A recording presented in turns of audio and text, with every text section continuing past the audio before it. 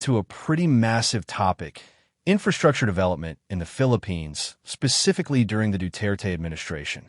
That's right. It's hard to ignore the sheer volume of projects that seem to be popping up all over the country during his term. We're talking roads, bridges, airports, railways, the whole nine yards. Exactly. You often hear claims that no other Philippine president has accomplished anywhere near the same amount of infrastructure development, not even combined. So let's unpack that a bit. Is it hyperbole, or is there some truth to it? Well, let's start with the big picture. What were some of the flagship projects that defined this era of infrastructure development? The Build program was definitely the centerpiece.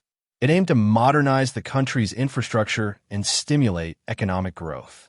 We saw significant investments in projects like the Metro Manila Subway, the North-South Commuter Railway, and various airport upgrades across the country. Those are some huge undertakings. The Metro Manila Subway, in particular, has been talked about for decades. The fact that construction actually started under Duterte is pretty significant. Absolutely. And it's not just about Metro Manila. You've got projects like the Cebu-Cordova Link Expressway, which is a massive bridge connecting Cebu City to Mactan Island. These projects are designed to improve connectivity and reduce congestion, which has been a major problem in the Philippines for a long time. Okay, so the scale and scope of these projects are undeniable. But let's play devil's advocate for a moment. Were there any criticisms or controversies surrounding these infrastructure projects? Of course, no large-scale infrastructure program is without its challenges. One major concern was the funding. A lot of these projects were financed through loans, which raised questions about the country's debt sustainability.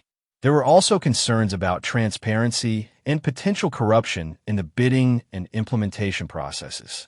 Right, it's important to remember that these things don't happen in a vacuum. There are always economic and social implications to consider. Did the Build program achieve its goals in terms of stimulating economic growth? That's a complex question. On the one hand, the construction sector did experience a boom during this period, creating jobs and boosting related industries. On the other hand, the pandemic significantly impacted the economy, making it difficult to isolate the specific impact of the infrastructure program.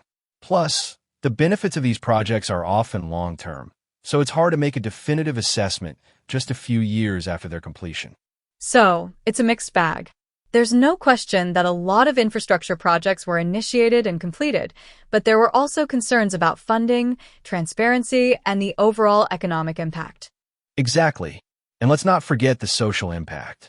Infrastructure projects often involve land acquisition, which can displace communities and disrupt livelihoods. It's crucial to ensure that these projects are implemented in a way that minimizes negative impacts and provides fair compensation to affected individuals. That's a really important point.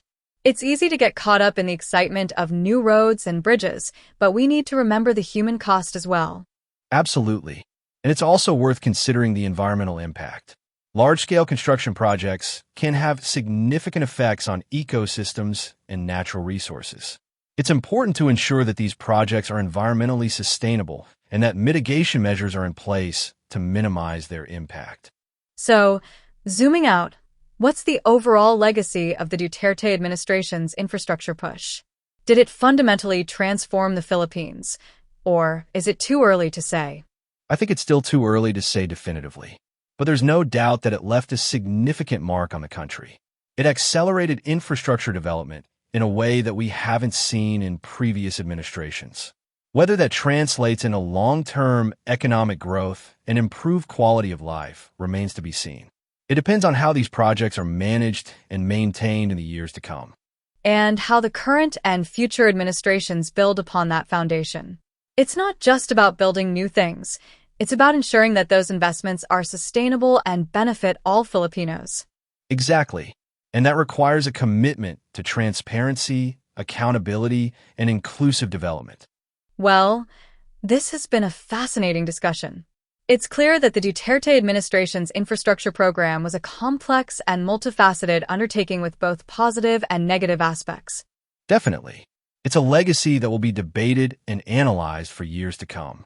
But one thing is for sure, It has sparked a national conversation about the importance of infrastructure development and its role in shaping the future of the Philippines. Thanks for joining us today, everyone. We hope you found this discussion informative and thought-provoking. Until next time,